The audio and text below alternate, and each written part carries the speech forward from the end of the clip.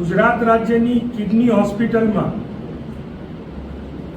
કિડનીની ફાળવણી મામલે એક ગડબડ ગોટાળો, એક એવો ગોટાળો, એક એવી ગેરરીતિ સામે આવી છે કે જે સમગ્ર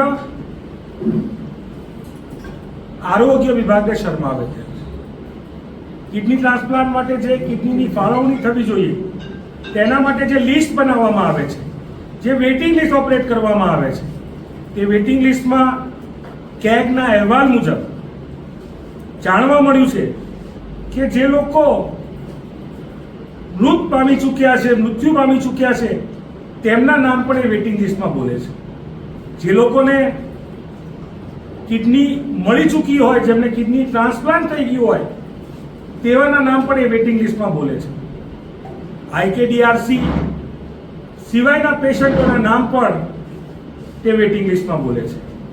ગુજરાત રાજ્યના નેફ્રોલોજીસ્ટ એટલે કે કિડનીના નિષ્ણાતોએ પત્ર લખ્યો, ત્યારબાદ જાણવા મળ્યું કે જે પ્રકારના કિડનીની ફાળવણીના નિયમોમાં જે પ્રકારની ગેરરીતિઓ અને વિસંગતતા છે તેના લીધે 1.5 વર્ષ એટલે કે જૂન 2022 થી લઈ અને ડિસેમ્બર 2023 સુધીમાં 250 થી વધુ દર્દીઓને વેઇટિંગ લિસ્ટમાંથી બાકાત રાખવામાં આવી.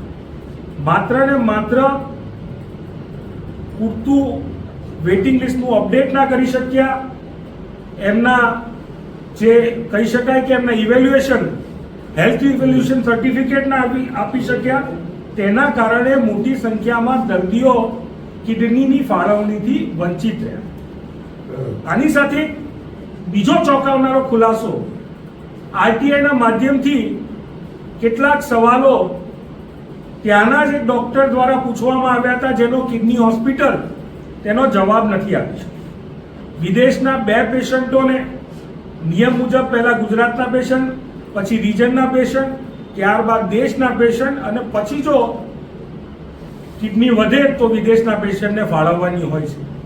ત્યારે 2 કિડની પેશન્ટના વેઇટિંગ લિસ્ટ નંબર જોડેની ફરિયાદ કરવામાં આવી કે આ 2 વિદેશી પેશન્ટને કયા આધારે કિડની મળી ગઈ.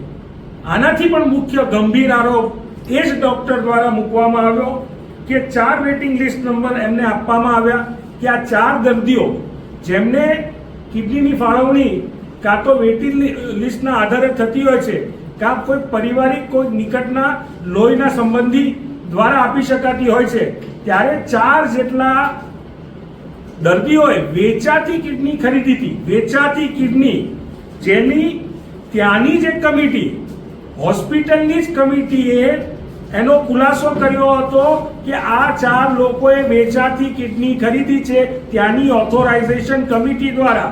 તો એ 4 વેચાતી કિડની કઈ રીતે એ દર્દીઓ સુધી પહોંચી, શું એ આરોગ્ય વિભાગ અને આ ગુજરાત રાજ્યના ગૃહ મંત્રાલયે શોધવાની જરૂર નથી? શું આ કિડનીનો વેપલો, કિડનીના વિભાગમાં ગેરરીતિ અને જે પ્રકારની કામગીરી આરોગ્ય વિભાગે કરવી જોઈએ, ખાનગી હોસ્પિટલમાં જે પ્રકારે કેસ કર્યા, શું એ જ પ્રકારે આ જે ડોક્ટરો અથવા તો જે લોકો આ પ્રકારની ગંભીર ગેરરીતિઓમાં ઇન્વોલ્વ છે, સંડોવાયેલા છે, શું તેમની ઉપર પણ આ પ્રકારના પગલાં લેવાશે? તેની ગુજરાતની જનતા રાહ જોઈને બેઠી છે.